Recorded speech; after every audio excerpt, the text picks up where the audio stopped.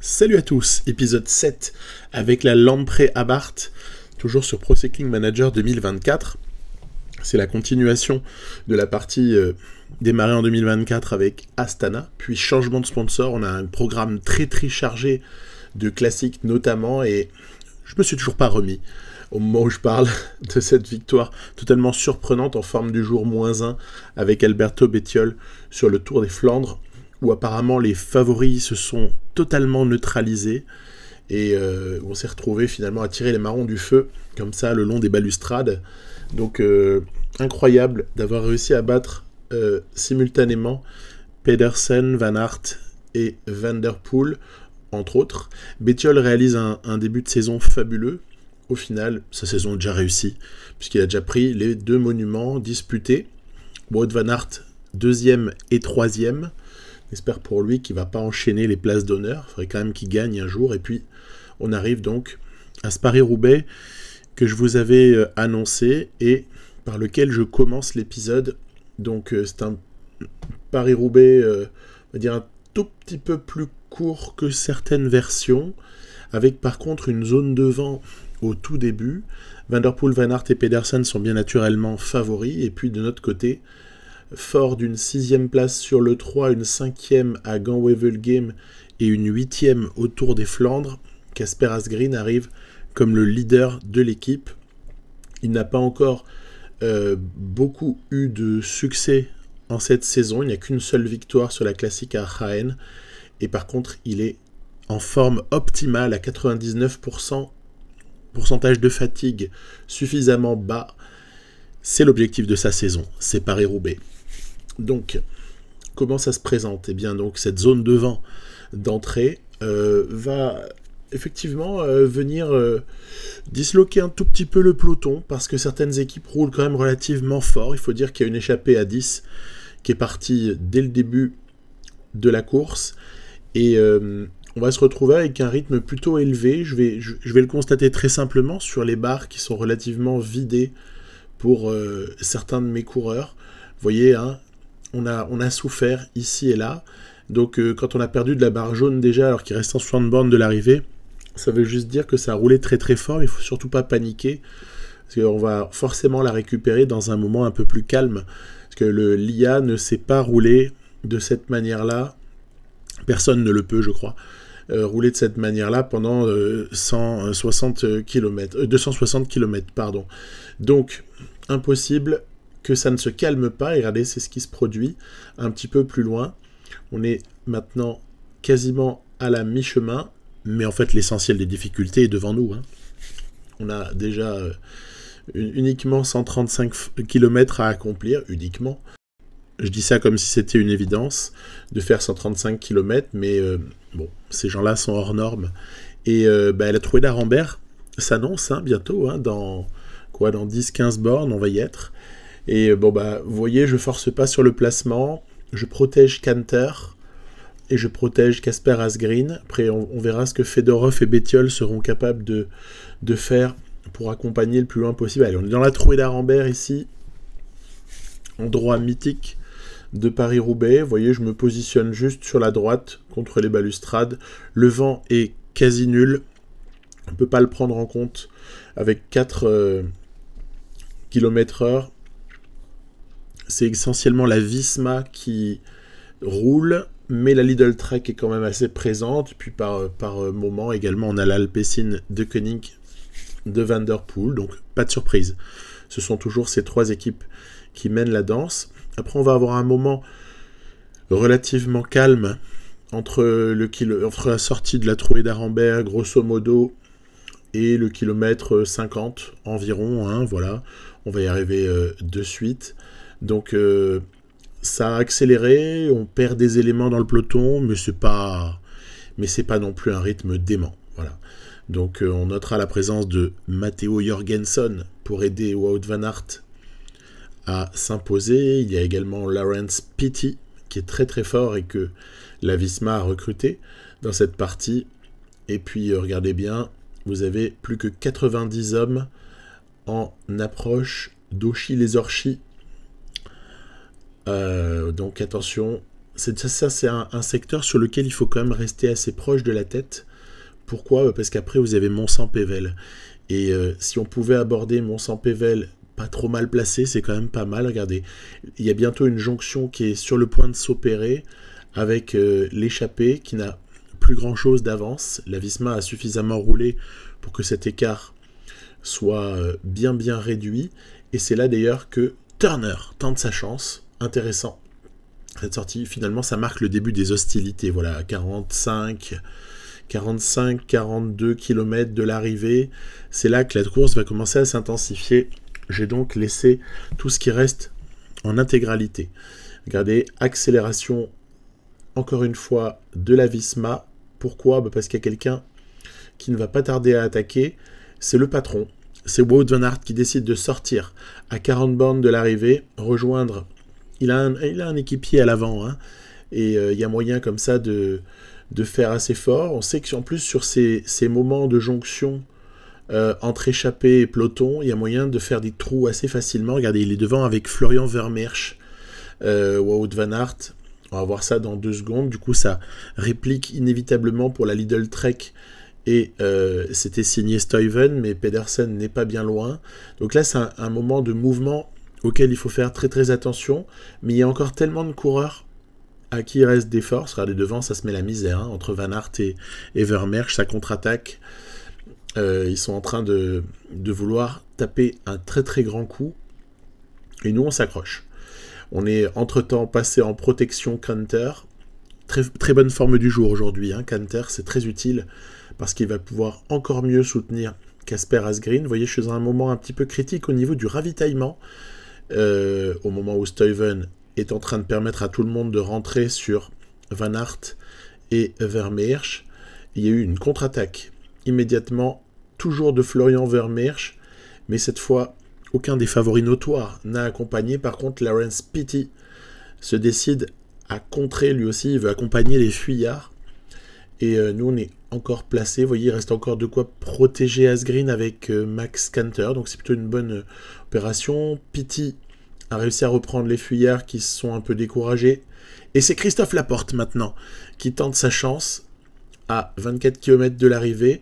Christophe Laporte, un vrai client sur ce profil-là.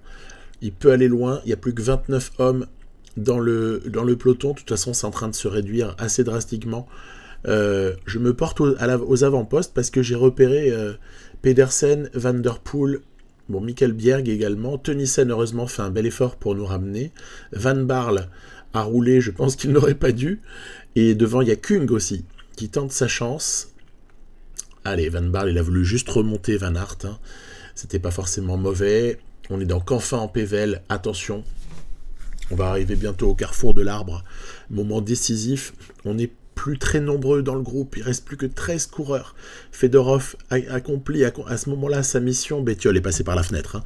Il était en trop mauvaise forme et puis il est en bout de course, je l'ai déjà dit. À ce moment-là de la saison, il a déjà donné tout ce qu'il avait à donner. Devant, échappée royale, Van der Poel, Van Aert. Ils sont accompagnés par Rex, le coureur d'Intermarché, très dangereux. Pedersen qui fait l'effort pour revenir sur tout ce petit monde-là. Et là, je sais qu'il faut que j'y aille. Je n'ai pas le choix. Je ne dois pas laisser comme ça un écart trop important se faire, même si les 4 hommes ont du mal à être pris. Fedorov est en train de rentrer, c'est mauvais signe. Ça veut dire que ça roule plus, tout simplement. Et là, waouh, attaque cruciale de Van der Poel. Celle-là, elle fait mal. Heureusement, il y a Christophe Laporte, encore, pour rouler comme un damné et essayer de ramener Wout van Aert dans la roue duquel je me cale. Je me dis, écoute, tant qu'à mourir, autant mourir dans la roue de Wout van Aert. Et bien comme ça, au moins, on aura tenté tout ce qu'on aura pu. Michael Bjerg encore présent pour le compte de Nils Politt.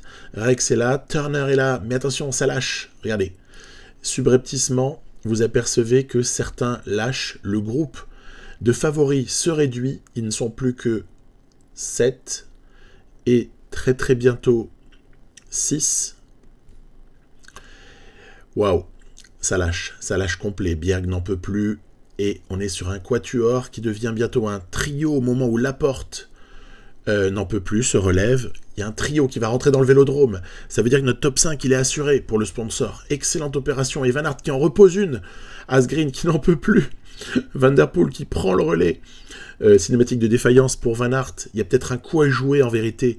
Ici, attention, il reste encore un tour. Hein. C'est loin d'être gagné. 1 km 6, 5, 4, 3. Il va falloir utiliser le peu de barre rouge qu'on a pour peut-être essayer de jaillir. Mais dans les 200 derniers mètres, hein, ou 300, hein, voilà, hop là. Et incroyable mais vrai, Kasper Asgreen l'a fait. Bon là, j'ai pas de mots. J'ai vraiment pas de mots pour cette victoire.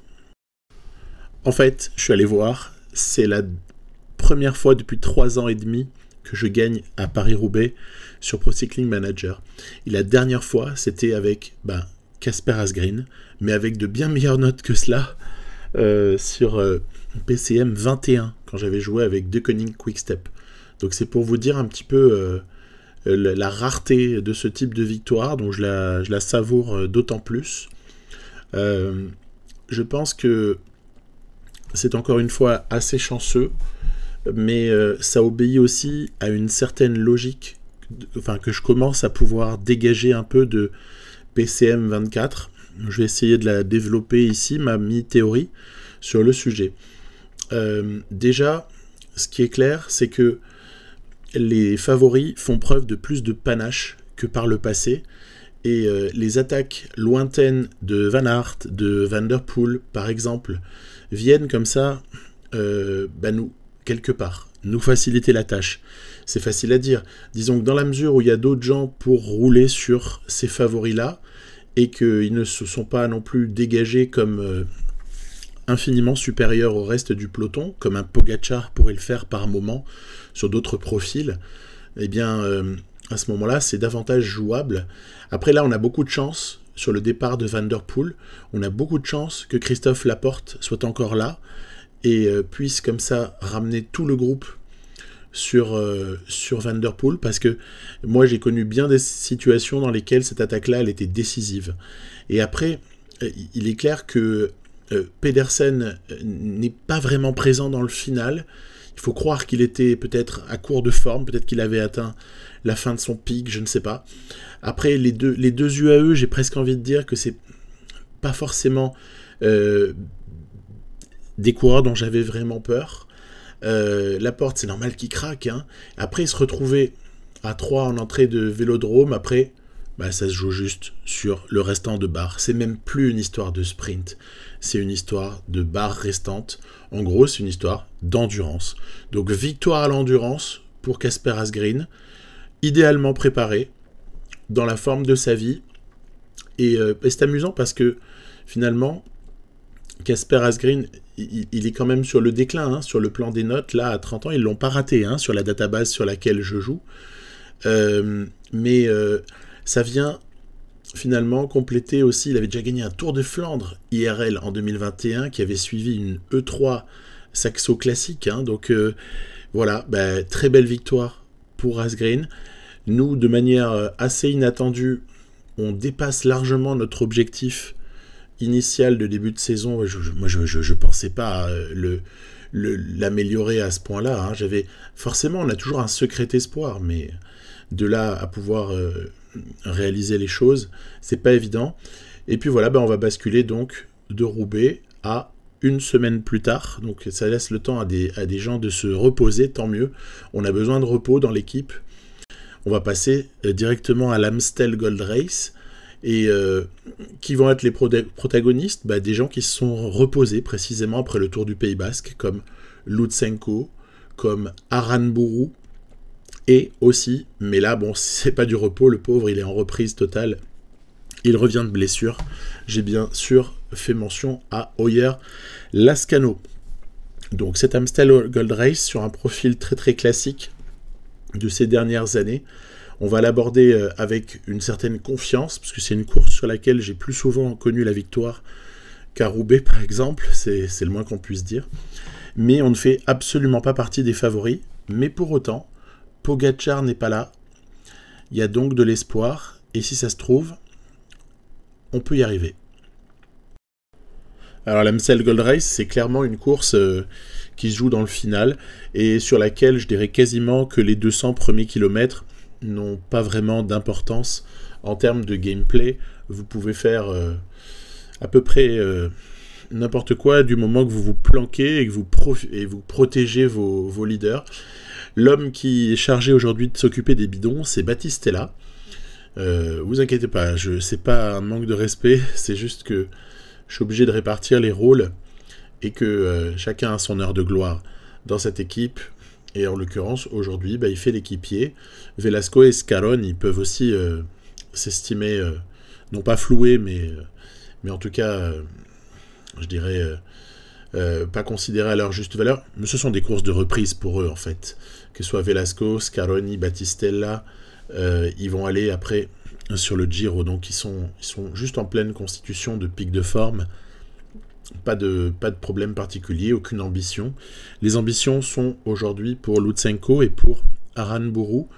Vous voyez, j'ai à peu près ravitaillé tous les 50 km, et puis par contre je me retrouve en face d'un petit problème ici pour ravitailler la dernière fois, parce qu'en fait la course devient très très nerveuse et je suis obligé de me positionner avec de l'effort curseur protégé afin de ne pas non plus laisser partir le groupe des favoris. Donc attention tout de même, quand je disais qu'on pouvait faire à peu près n'importe quoi en termes de gameplay, non, il faut juste rester placé, il faut être patient, il faut attendre son heure et puis ensuite évidemment piquer au moment où ça fait mal.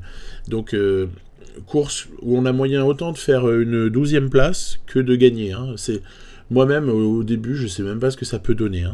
Et donc on y va comme ça. On est quand même sur le pic de forme de Aranburu et Lutsenko. C'est logique, on avait ciblé cette zone-là entre Pays Basque et les Ardennaises. Et voilà qu'on arrive au Cauberg, dernier passage au Cauberg. Donc les favoris sont là, que ce soit Romain Grégoire qui a bien up dans la partie, il a 83 en vallon, ou bien Schelmose, évidemment Mathieu Van Der Poel. On a comme ça pléthore de coureurs qui peuvent vraiment jouer leur chance. Pourquoi pas Remco, tiens, s'il sait partir au bon moment et résister ensuite. En tout cas, il y a plein de possibilités et moi j'essaie juste de rester comme ça au contact, tout en sachant que la fuite de tel ou tel ne m'inquiète pas trop à 14 km de l'arrivée, parce que je sais qu'on a encore le temps de revenir. Ici, on va choisir des roues. En l'occurrence, j'attends de vérifier que Van Der Poel n'attaque pas. Voilà, c'est ça. Une fois qu'il s'est bien calmé, on va prendre la roue avec Aranburu. Donc Aranburu, il va rester collé à Van Der Poel, parce que je mise beaucoup sur Van Der Poel, sur cette course-là. Et puis par contre, Lutsenko, il est assez libre dans son positionnement. On va demander à Scaroni, en effort curseur, de déjà revenir sur le fuyard, à savoir Schelmose. Et puis ensuite, on essaiera de voir s'il n'y a pas un moment où on peut planter un démarrage. On voit que le groupe s'est beaucoup réduit, les accélérations multiples ont été assez terribles pour le nombre de coureurs, et au final il n'y a plus qu'une vingtaine de mecs qui sont en course pour la victoire. Voilà, c'est maintenant qu'il faut y aller. C'est maintenant qu'il faut y aller, à 5 km de l'arrivée.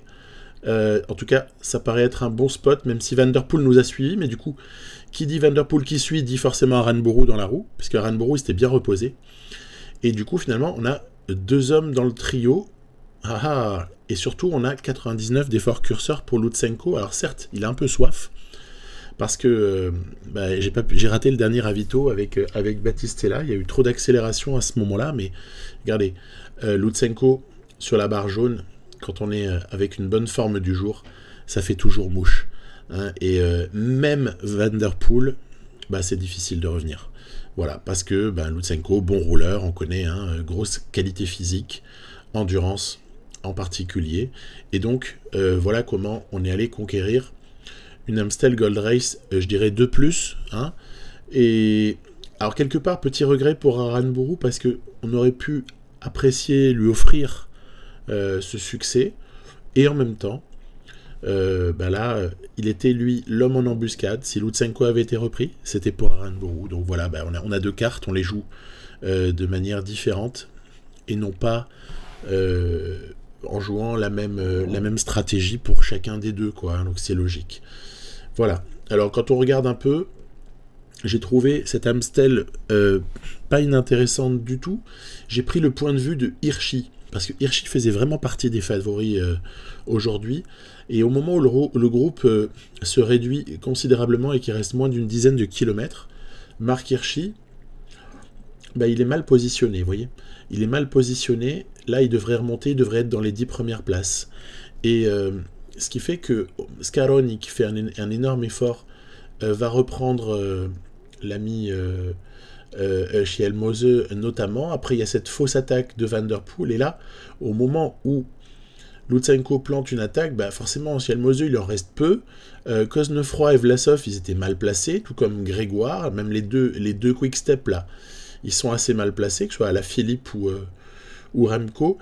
Et au final, bah, ni Georg Gegenhardt ni Schellmose n'ont moyen de rouler. Voilà, c'est mort, c'est enterré, c'est terminé. Non, c'était Van Sevenant, le deuxième, c'était pas Evenepoel. Et après, voilà, bah, toute la vertu de l'effort curseur, quand il vous reste de la barre jaune avec un coureur très solide, ça, c'est vraiment une valeur sûre sur PCM. Je me souviens de ne pas l'avoir assez utilisé par le passé. C'est en jouant avec des coureurs moins forts que j'ai été obligé de trouver ce genre de choses. Allez, on enchaîne. Flèche. Wallonne, parce que bah, la Brabançonne, moi, j'avais pas été invité. J'avais demandé une invitation. On l'a pas obtenue. Et on va se retrouver donc 3 jours après l'Amstel Gold Race à essayer d'être performant sur, bah, je dirais, quasiment le final et l'ascension, la dernière, la troisième, donc, du mur de Huy. Hein. Parce qu'en fait, c'est quand même à cela que se résume la flèche wallonne. Alors, c'est un variant qui est assez intéressant. Il n'emprunte pas le trajet qu'on connaît tous majoritairement et qu'on a vécu peut-être pas des dizaines de fois, mais pas loin. Il emprunte un petit trajet alternatif, là, vous allez le reconnaître. Donc, après, ça reste l'esprit, et puis, il n'y a qu'une seule vérité. Hein. Il faut se retrouver, à mon avis, dans les 5 premiers, voire même mieux, avec la bonne roue, en bas du mur de Huy, au dernier passage. Point. En dehors de ça, aucun espoir permis pour, je dirais, un outsider de s'imposer, quoi. Donc les favoris du jour s'appellent Schellmose, Grégoire, qui a bien progressé à 83 en vallon. S'appelle également, évidemment, Pogacar. Je l'avais pas vu venir, celui-là. Je pensais pas qu'il s'alignait sur la flèche wallonne. Mais il est bel et bien là. Marc Hirschi, il y a comme ça un certain nombre de coureurs, voilà, qui peuvent vraiment faire fort. Moi, je vais perdre Sreling sur une espèce de malentendu, là. Il y a eu un peu mauvais positionnement, un bouchon dans une ascension, et puis là, je me retrouve à perdre un protecteur. Bon, ok, tant pis, mais c'est toujours un peu contrariant. Il était avec tous ses copains, hein, donc je vois pas tellement. Peut-être une petite crevaison, sait-on jamais, j'ai peut-être pas vu, mais bon, ça peut arriver. Voilà, en tout cas, les cartes pour moi à jouer aujourd'hui sont celles de Velasco et à un degré moindre de Lutsenko. En tout cas, c'est là-dessus que je pars, a priori. Vous voyez, il y a quand même quelques cassures, hein, on n'est plus que 60 à 20 bornes de l'arrivée, et puis même s'il y a un regroupement un peu factice ici, où on a l'impression qu'on est encore 125, ça va très rapidement se réduire, vous voyez. C'est parce que ça fait l'accordéon, en fait. Ça fait l'accordéon, ça n'arrête pas de casser, et ici, splendide attaque de Paules. Sera-t-il repris? Ah, c'est un peu loin quand même. Il reste la côte du chemin des Gueuses, qui va peut-être servir de moment crucial pour se positionner. C'est donc ce que j'espère faire en fait avec Scaroni, ici Battistella dans la roue. J'essaie d'essayer de me mettre vraiment devant pour ensuite qu'Aranburu et surtout en fait Lutsenko et Velasco puissent sauter dans la roue de Battistella. Voilà, c'est un petit peu le projet. J'ai essayé de jouer, on va dire, par mes propres moyens avec un train. Et on est pas mal positionné, hein. J'adore le positionnement ici, hein. Il est excellent, hein. excellent positionnement. Après, les tout meilleurs, ils sont juste derrière nous, hein, donc il n'y a pas non plus péril dans la demeure pour eux. Et on va se retrouver donc à devoir emmener le mieux possible au moment du mur de 8. Il y a deux écoles, hein. Soit tu fais ton petit train, j'ai déjà gagné une fois comme ça récemment, et soit bah, tu prends les bonnes roues. Voilà. Mais je vous ai expliqué après pourquoi j'ai choisi ce que j'ai choisi. Allez, Battistella, il y va très très fort. Après, Scaroni, il va devoir déboîter. Aïe aïe aïe, on est dépassé un petit peu, notamment par les IF, par Mose notamment aussi. Terrible. On est laissé sur place, littéralement. Regardez, il ne nous reste plus rien. On sort des forts pourcentages avec pas grand-chose. Et on se fait complètement laminer hein, sur cette arrivée. Bon, c'est pas très très grave. Je veux dire pourquoi j'ai pas choisi de prendre des roues. Parce que j'aurais pu prendre 3 roues. C'était vraiment le truc avec lequel j'hésitais à l'avance. Je me disais, tu prends 3 roues avec tes 3 meilleurs, du style Grégoire, Schelmose et Pogacar, par exemple. Allez, comme ça au hasard. Et ben en fait, j'ai opté plutôt pour le petit train parce que j'ai réussi à bien me positionner jusqu'en bas du mur de 8. Et au final, non, c'était pas probant. C'était pas une très très bonne stratégie. Je pense qu'on aurait probablement fait mieux si on avait été emmené par Grégoire ou peut-être à la Philippe, du coup, avoir le classement. Mais j'avais pas trop misé sur lui. Et voilà, petite réflexion sur la flèche wallonne. J'aime bien au passage l'arrivée. Parce que vous avez vu, il y a un replat un peu plus long que sur l'autre variant qu'on a joué des dizaines de fois. Donc voilà, un petit replay, histoire d'appuyer là où ça fait mal. Vision Grégoire. C'est là qu'on va voir en fait que Romain Grégoire, il y a un moment où il fait la diff. C'est pas tellement ici encore. Vous voyez, pourcentage ici. Là, il a encore une bonne roue. Je pense qu'il a pris la roue de Schelmose. Et là, par contre, la grosse différence entre Romain et les autres, parce qu'il gagne avec plusieurs vélos d'écart, hein, c'est que lui, il lui reste de la barre plus que les autres. Ou alors, il faut m'expliquer. Je sais pas ce qui lui reste en plus, mais il lui en reste vraiment parce qu'il a écrasé cette flèche wallonne. Alors, avant de traiter Liège, évidemment, on va passer au Tour des Alpes tout de suite. Donc avant de traiter ensuite Liège-Bastogne-Liège, je vous proposais un petit intermède avec ce Tour des Alpes qui avait lieu pendant et autour de la Flèche Wallonne. Donc j'ai ici 7 coureurs, dont 4, Ayuso, Bettiol, Fortunato et Ballerini, sont en formation de pic de forme, ils sont en préparation de Giro en fait. Et les 3 autres par contre sont plutôt, je dirais, en fin de course par rapport à la période sur laquelle j'avais décidé de les rendre performants par la préparation de début de saison et par la planif. Donc ça, c'est Lopez, Mouloubran et Tejada qui vont devoir refaire du frais après ce Tour des Alpes et se projeter ensuite vers la deuxième partie de saison pour eux, autour du Tour de France pour Mouloubran et Tejada. Et donc, à cet effet, on dispute ce Tour des Alpes qui est vraiment une épreuve intéressante, sur laquelle l'adversité, on va avoir l'occasion d'en dire 2 mots, n'est pas inexistante, et sur laquelle, par exemple, j'ai tenté ma chance sur la première étape avec Davide Ballerini, en demandant par exemple à Bettiol d'être son poisson pilote. Chute de Fortunato, c'est dommage parce que Fortunato aurait pu éventuellement figurer dans les premières places au général si jamais il n'y avait pas eu cette chute. On est battu au sprint ici, mais pas de manière honteuse, mais par plus fort que nous. Hein. Ryan Gibbons, Gleb Syriza, par exemple, sont devant Ballerini, pas de problème. Donc la petite chute de Fortunato va lui faire perdre environ 1 minute au classement général, hein, ce qui le sort d'ores et déjà de la course. Bon, de toute façon, c'est la rentrée d'Ayuso, on va essayer de rouler pour lui. Hein. Et d'ailleurs, c'est ce que j'ai essayé de faire dans l'étape 2. L'étape 2, un profil assez intéressant qu'on voit parfois. C'est même arrivé qu'on ait ce type, quelque chose de ressemblant, mais en plus long bien sûr, parce qu'il n'y a que 122 km sur le Giro. Ça arrive des fois que des étapes aient globalement cette allure-là.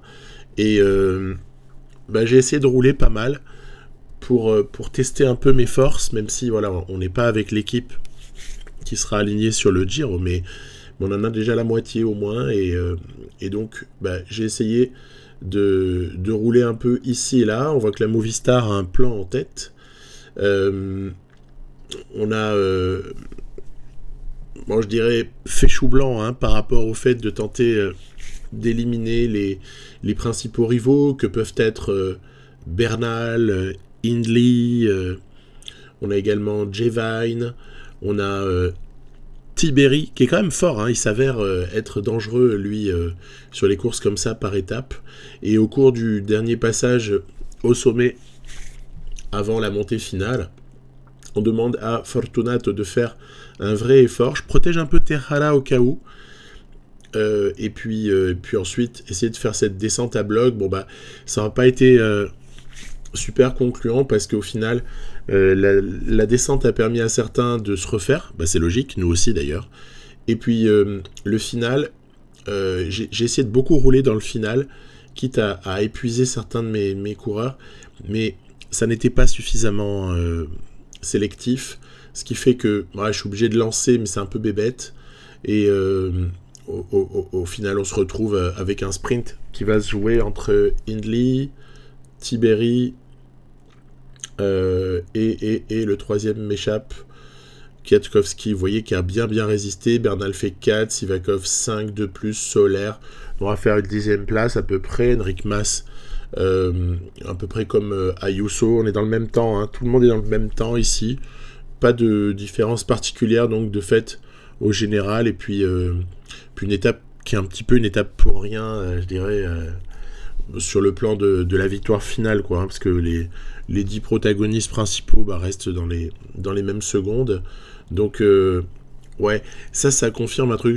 que je voulais quand même revérifier, parce qu'on sait jamais, mais il faut essayer de rouler parfois très très fort sur ce type d'étape-là.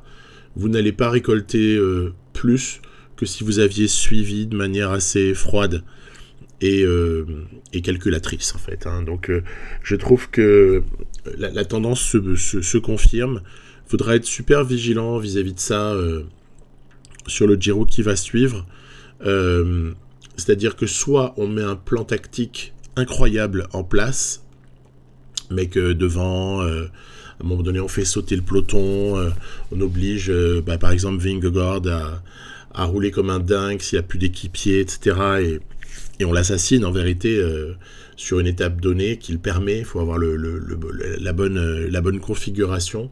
Soit, au final, il vaut mieux suivre et attendre notre chance, peut-être profiter d'étapes plus vallonnées pour déstabiliser. Voilà. Donc, vous voyez, je suis déjà projeté, en fait, moi, sur le Giro qui va suivre. Ce Tour des Alpes me fait plaisir parce que j'adore les plans. Je trouve que les images sont très jolies. Le décor est fantastique. On a même comme ça, par moments, ce brouillard là qui est vraiment joli, je trouve. Voilà, j'aime le côté beau à regarder, mais après, voilà, il ne faut pas en attendre sportivement davantage parce que c'est assez limité. On a aussi donc un peu essayé de rouler sur cette étape. Vous voyez, je ne peux pas m'en empêcher. Et on va essayer de jouer à nouveau pour Ballerini à la toute fin. Là, on est plutôt pas mal placé. On peut peut-être l'emporter ici. Sauf que, regardez, Paul Magnier, magnifique, s'impose au sprint devant Davide Ballerini. Dommage. Ça fait 2 fois qu'on aurait pu essayer de choper une étape avec notre pas vraiment sprinter, qu'on qualifiera de costaud baroudeur polyvalent Ballerini. Il fut un temps où Ballerini sprintait, souvenez-vous. Mais ce temps est révolu, je crois, dans le cyclisme et sur PCM aussi. Allez, on passe à l'étape 4. Avec un profil comme celui-là, on se doute bien de ce qui doit se passer, ce qui doit être fait par le joueur. Alors, de 2 choses l'une, soit on est plus fort au niveau des pourcentages, et on arrive à avoir avec une forte équipe qui va mettre hors d'état de nuire, je dirais, les concurrents, type Mas, Hindley et compagnie. Soit, on est comme moi, c'est-à-dire à peu près de la même force, en vérité, que tous ces concurrents. À ce moment-là, on est obligé de jouer d'une façon un petit peu, on va dire, Je sais pas moi comment la définir. Est-ce que c'est un tips? Ce que je vais vous proposer là? Probablement un tips de PCM. Sûrement, mais voilà, moi je sais pas. En fait, toutes ces choses-là, c'est pas, c'est pas ma considération. Je joue comme je sais faire, et puis ma foi, je fais ce que je peux. Hein. Ballerini est en souffrance au terme de la première vraie ascension du jour, mais le garçon est vigoureux, il s'accroche, et vous verrez qu'il va être capable de rentrer, surtout ce petit monde-là, après, on va dire, le passage dans la plaine. Il est de nouveau aux affaires, il est en protection de Juan Ayuso, et puis on va aussi constater que Tejada ne sera peut-être pas d'une immense aide aujourd'hui avec son -3 de forme du jour. Mouloubran à -2, c'est pareil, est-ce que l'exploitation sera folle? J'en sais rien. J'utilise quand même essentiellement Bettiol et Ballerini en protecteur. Et puis, j'ai quand même une arme de choix à côté d'Ayuso aujourd'hui, c'est Fortunato. On notera aussi que Lopez est quand même dans une belle forme, surtout que comme son pourcentage de préparation est au-dessus de 95%, il a quand même ses petits bonus automatiques, donc même avec un +1, il est pas mal. Voilà, donc quand on a dit ça, on a compris pourquoi j'ai quand même essayé de préserver le plus longtemps possible le plus grand nombre d'équipiers possible. Voilà, ça c'est première remarque. Parce qu'il faut quand même rouler dans la plaine, et puis on sait jamais s'il y a une cassure, s'il y a une chute, s'il y a quelque chose qui nécessite du renfort. Il est hors de question d'aborder la difficulté finale avec Ayuso amoindri parce qu'il aurait dû faire trop d'efforts lui-même. Donc on en prend soin, on l'entoure, et ensuite, dans l'ascension finale, eh bien écoutez, tout simplement, on va se relayer. C'est-à-dire que Mouloubran a déjà fourni son effort. C'est ici au jeune Harold Martin Lopez de fournir un effort très très intense. Vous verrez, je vais juste après monter à 99 en essayant de jouer sur sa barre jaune. Et puis Bettiol est encore en protection. Après, il saute. On va demander, on se prépare en fait là. Fortunato de protéger. Lopez va bientôt lâcher. Voilà. Au moment où Bernal et Tiberi s'en vont, nulle crainte de ma part. C'est voulu en fait de garder de la barre jusqu'en haut. J'ai fait ce choix à l'avance. Je me suis dit, même si ça attaque, tu vas les reprendre en curseur. Vous voyez, je suis qu'à 85, on pourrait faire beaucoup plus. Et simplement, là où eux se sont épuisés, et là maintenant ils sont forcément sur la barre jaune, puisqu'ils ont tout cramé en sprintant, enfin en attaquant, excusez-moi. Ici c'est pareil pour Jay Hindley. Hindley il nous reprend, il va même nous dépasser, regardez, parce qu'en fait il pique un sprint, bien, parfait. Sauf que nous en fait il nous reste beaucoup de barres, et là, alors là il faut pas réfléchir. Effort 99, curseur, et attaque à 100% d'intensité dès qu'il y a possibilité d'attaquer. Pourquoi? Parce que tout simplement, Hindley il a 74 en descente, c'est le poursuivant immédiat d'Ayuso qui a 77, donc il y a une petite différence.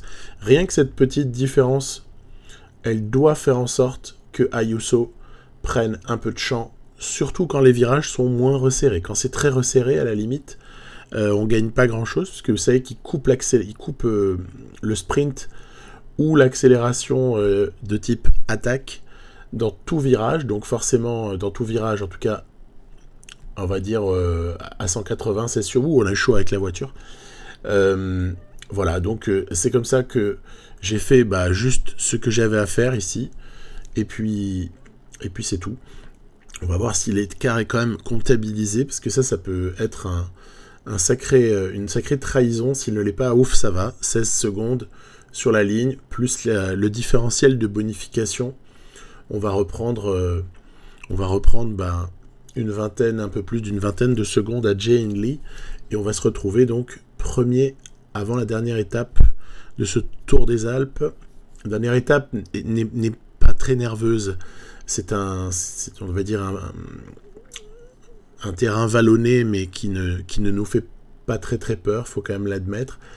Donc l'étape reine, c'était vraiment ici. Alors pourquoi je remonte? C'est parce que je pense que s'il y a vraiment un truc qu'il faut avoir en tête, Dès que vous avez une arrivée en descente derrière une grosse ascension, c'est vraiment d'essayer d'attaquer dans les descentes. Mais alors, tant qu'à attaquer, autant attaquer à fond, parce que vous allez récupérer de la barre rouge pendant même que vous êtes en train d'attaquer à fond. C'est le phénomène de la descente. Et alors évidemment, si tout cela est fait avec un très bon descendeur, ça en décuple l'efficacité. Sûr que je l'ai déjà fait avec Lutsenko par exemple, qui avait même pas 70 de descente. Je crois que c'est en descente du Galibier l'année précédente. Et objectivement, ça avait déjà aussi fonctionné. Donc, avec un type à 77, attention la voiture, on est passé à un cheveu de rater le Giro à cause d'une voiture en sens inverse. Voilà, je rigolais un peu, mais cinématique déplorable. Je l'ai déjà eu sur le Tour des Alpes, et d'ailleurs même sur cette étape-là. C'est assez récurrent. Et donc, étape 5 à venir, je vous l'annonçais relativement vallonnée, mais peu dangereuse. Alors allons-y. Je me suis contenté de gérer les affaires courantes, et puis d'observer un petit peu s'il pouvait y avoir un danger par rapport à Jane Lee, qui était à 16 secondes d'Ayuso au général. Mais bon, j'ai pas de plan particulier à part me mettre à l'abri. On notera également que Fortunato, au gré de ses efforts ici et là, était très très bien placé pour avoir le maillot du classement de la montagne. Donc voilà quelque chose de confirmé. Ici, ça lui fait gagner un petit truc, c'est toujours sympathique. Et puis après, tout simplement, je vous parlais d'essayer de contrôler la course. Quand certaines équipes roulent, en plus le pauvre échappé, il est tout seul devant, il va nécessairement craquer, il peut pas aller au bout tout seul, même sur une étape pas très très longue. Et c'est comme ça que finalement, on se retrouve à passer les sommets les uns après les autres, avec une certaine tranquillité, malgré quelques formes du jour un peu négatives, mais on s'en fiche un peu en fait, dans la mesure où il n'y a pas un énorme danger. Voilà, donc c'est comme ça que on va tout naturellement après se mettre en ordre de bataille, quand même, avec Terrara, à qui on va demander de faire le job, et à Bettiol ensuite dans sa roue, on va demander de donner la possibilité à Ballerini de se mêler à la victoire, et éventuellement pour cette étape. Donc c'est ainsi que, regardez, il est à la lutte avec pas grand monde. Il n'y a que Geraint Thomas, en fait, qui conteste un peu cette victoire d'étape. Ça passe pas loin, finalement, pour le Gallois. Et c'est pour Ballerini. On a été présent. Et puis, j'ai comme eu l'impression qu'il y avait une forme de démotivation de l'IA. Je sais que ça peut pas exister, mais une forme de démotivation de l'IA au fur et à mesure de ce Tour des Alpes, à partir du moment où, entre guillemets, c'est joué contre elle. Elle laisse un peu tomber, elle fait preuve de moins d'agressivité, puis en plus, Hindley avait chuté malheureusement dans le final, donc pas de bol. Voilà, donc on passe maintenant à, évidemment, Liège-Bastogne-Liège.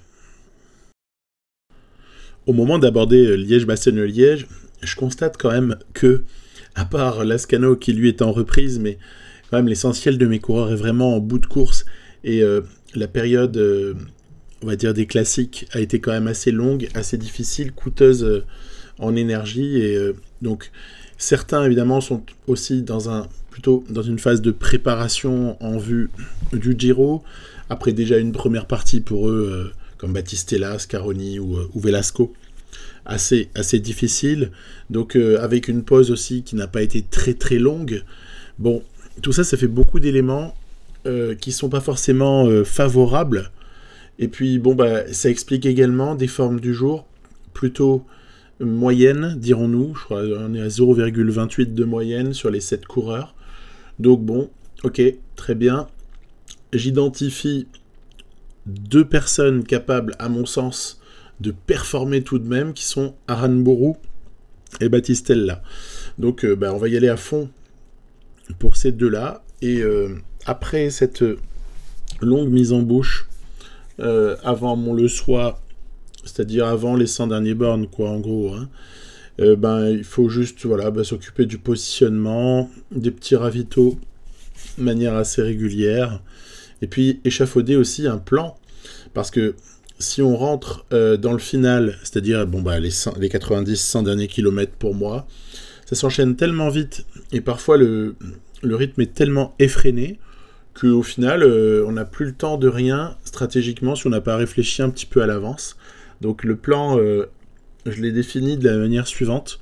Je me suis dit qu'il fallait trouver quelqu'un qu'on allait envoyer, tant pis, en échappée, pour essayer de bousculer un petit peu les choses.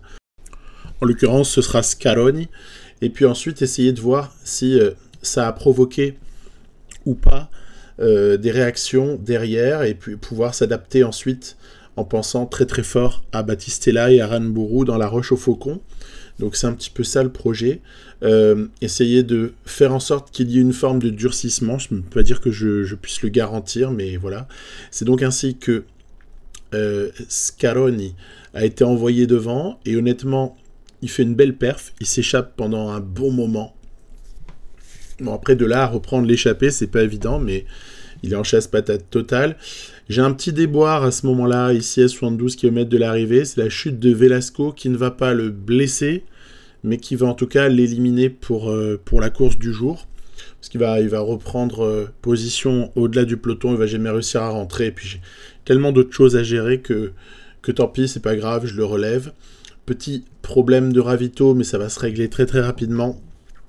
Parce qu'on a raté un bidon. Et puis vous voyez que en sortie de descente après le col du Rosier, on est très très bien positionné. Il y a déjà quelques cassures qui se sont faites. Notamment, toutes les Movistars sont passées par la fenêtre, et puis Van Der Poel est très très mal situé. Bon, il y a plein d'autres. De toute façon, il y a plein de gens qui se font à un moment donné décramponner et qui auraient pourtant le potentiel pour suivre dans les 20 premiers. Hein. Donc voilà, c'est comme ça. Après, la petite escapade est terminée pour Christian Scaroni, mais ça aurait été valeureux tout de même. Et puis, on va le relever tout naturellement. Hein. Quelques kilomètres plus tard, le pauvre, il est fribouillis, vu tout ce qu'il a donné. Non, on n'a plus que Battistella, Lutsenko, Sreling et Aranburu, et ce sera très très suffisant, vous allez voir, pour essayer de jouer un rôle. Oyer Lascano a servi de protecteur, bien évidemment. On se retrouve donc en arrivée du côté du bas de la Redoute. Donc là, effort curseur protégé, c'est là que je vais consommer Lascano et Sreling pour ce qui est de la fin de leur barre. Hein, et voilà, bravo à eux, ils auront été très très valeureux. Bon, parce que dans mon plan, j'ai envie d'aborder la Roche au Faucon avec un effort curseur pour quelqu'un qui se sacrifie. Tac de Roglic, ouais, pas très très probant. C'est comme Vauclin juste avant, on peut pas dire que ça fasse trembler qui que ce soit. Tout que derrière, ça roule assez immédiatement. Voilà, c'est Lutsenko qui va aujourd'hui servir, je dirais, c'est le mec qui se sacrifie et qui va essayer d'emmener Battistella et Aranburu, on va dire, par rapport à ce final. Donc, la Roche au Faucon arrive très bientôt, c'est-à-dire dès qu'on aura terminé cette mini-difficulté. On voit que les UAE sont très très actifs. Marc Hirschi n'est pas loin, mais surtout Tadej Pogačar. Et le prix de l'essence n'est toujours pas au niveau du prix auquel on le paye. On a vu sur la gauche. Mais blague à part, l'arrivée sur la Roche au Faucon, c'est évidemment un long sprint pour certains, pour essayer de se positionner dans les premières positions. Ils ont bien raison. Vous remarquerez que l'échappée n'a toujours pas été reprise. Ils ont vachement bien résisté. Et allez, c'est parti. On y va. On va monter un petit peu l'intensité encore avec Lutsenko. Je vais passer sur un effort curseur à 92 pour ce qui est de jouer sur sa barre jaune, même 95. On sait que ça consommera moins à Battistella et Aranburu. Eux auront davantage la capacité de s'appuyer sur l'effort de Lutsenko. Donc c'est parti comme ça, on est pas mal. On a les échappés en ligne de mire. Bon, Philippe d'un autre monde qui nous dépose, mais ça ne durera pas bien longtemps. Son accélération est toujours aussi légendaire. On est sur le replat avant la deuxième partie de la Roche au Faucon. Je passe en protection. On met un curseur sur Battistella. On laisse Aranburu dans une roue qui nous paraît intéressante. Celle de Gaudu en l'occurrence. Et attaque de Grégoire, énorme. Attaque de Romain Grégoire qui va peut-être réussir à se barrer. En fait, si je m'arrêtais de rouler, il a course gagnée. Hein. Mais bon, on est venu pour gagner, on n'est pas venu pour laisser quelqu'un d'autre s'imposer. Et c'est ainsi que Skelmose, Pidcock, Pogačar et d'autres sont bel et bien présents. J'espère qu'on va éviter à tout prix le sprint à 40. Ce serait vraiment une horreur, une infamie que d'assister à ça. Surtout que c'est quand même dans ce but-là que je me suis employé. Allez, Aranburu dans la roue de Skelmose. Battistella désormais dans la roue de Pidcock, c'est ça? Je l'ai mis dans la roue de Pidcock, je crois. Et puis, on n'a plus qu'à envisager maintenant un sprint. Aïe aïe aïe, ça pue le sprint à 40. Néanmoins, il va y avoir ce coude à 90 degrés. Là, regardez, Pogačar, suivi par Pidcock. Romain Grégoire n'est pas loin, Skelmose n'est pas loin. Aranburu a suivi la bonne roue. Et regardez, qui va s'imposer aujourd'hui, c'est Thomas Pidcock. Très belle victoire pour Pidcock. Je pense que Pogačar a aidé Pidcock à gagner. Et on finit à 12 seulement. Tiens, ça c'est quand même le fait du jour.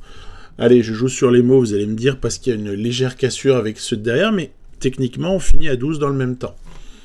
Donc c'est déjà ça de gagner. La victoire, c'est pas joué à 40. Oui, le léger avantage du fait de passer à l'intérieur du virage pour Thomas Pidcock, très bien emmené auparavant par Pogačar, aura été déterminant, surtout que dans sa réaccélération, il a été meilleur que le Slovène, qui termine seulement 8e. Nous, on fait une jolie 3e place. Moi, je trouve que c'est assez valeureux de terminer 3e ce jour-là. Petite séquence de replay pour essayer de vous apporter d'autres éléments que j'ai pas pu mentionner dans le commentaire de mon montage de course. Donc, l'attaque de Scaroni, eh ben, franchement, je regrette rien. Je trouve que c'était assez bien. Si on avait pu le faire avec un mec encore un peu plus en forme, peut-être qu'il aurait pu reprendre l'échappée. Parce que le problème, il est là, hein, tant que tu restes en chasse-patate. Hein. Ensuite, on a brièvement vu Evenepoel, notamment mal placé, qui n'a pas joué de rôle hein, dans ce Liège-Bastogne-Liège. Tom Pidcock, par contre, lui, toujours bien placé. Van der Poel, bah, toujours mal placé aussi, beaucoup trop loin. Au-delà, bien au-delà de là où il faut être, par exemple, avant d'aborder la Roche au Faucon. Sinon, on ne peut pas passer. Et puis, c'est échappé, donc je disais juste avant, qui a très très bien résisté. Le combatif du jour, ça pourrait être Johansen, tellement il a réussi à être le dernier escapé de l'échappée d'une part, mais à terminer la première partie de la Roche au Faucon en tête. Bah après, forcément, il se fait croquer. Ils ne peuvent pas résister hein, par rapport au retour des Cadors. Ils ne peuvent pas résister dans la deuxième partie. C'est ça aussi qui peut dissuader d'une attaque de loin. Et puis, il y a, à ce moment-là, peut-être l'opportunité du jour. Est-ce que ça n'était pas là, en fait? L'opportunité du jour, c'était de faire pause, en gros, et de sortir avec Aranburu et Grégoire et le relayer le plus longtemps possible pour le croquer au sprint. Ça pouvait être une option. Parce qu'on le sait... Il y a moyen de gagner de cette façon-là en sortant à ce moment. Mais j'ai pas trop de regrets. Déjà parce que j'essaie de pas faire pause pour jouer. Je ne fais pas pause d'ailleurs. Et puis, en plus, regardez, les efforts conjoints de la Lidl Trek et du team UAE auront quand même forcément eu raison de Romain Grégoire. J'ai tendance à penser que même à deux, on se serait fait croquer et que ça aurait terminé quand même en sprint à un certain nombre. Et après, voilà, je veux insister sur le fait que c'est vraiment Pogačar qui aide Pidcock, parce qu'à un moment donné, à 1,5 km, là voilà, maintenant, où il lui fait prendre quand même une avance assez sympathique, qui fait qu'ils abordent vraiment tous les deux la dernière ligne droite avec de l'avance, et ça aurait été déterminant pour Tom Pidcock, lequel mérite, au vu de ce qui s'est passé l'année précédente, où il se fait quand même coiffer sur la ligne alors qu'il avait quasiment course gagnée, hein. Voilà, gros mérite pour Pidcock, je suis content qu'il l'emporte, et puis nous on est quand même bien heureux avec une 3e place. Alors maintenant, voilà, il n'y a plus qu'à se projeter vers la suite. La suite, c'est le Tour d'Italie, pour lequel j'ai quand même par contre une nouvelle affreuse. C'est que je vais devoir me contenter de jouer sur un variant 2023, étant dans l'incapacité totale de pouvoir modifier quoi que ce soit désormais dans mes variants. Je n'arrive plus. Voilà, c'est la première fois que ça m'arrive.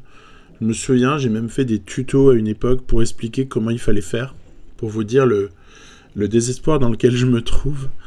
Voilà. Donc, tant pis, ce sera un Giro 2023 au niveau du variant. C'est pas grave, hein, c'est toujours sympa à jouer, quel que soit le variant, mais c'est quand même dommage. Allez, à plus, bye bye.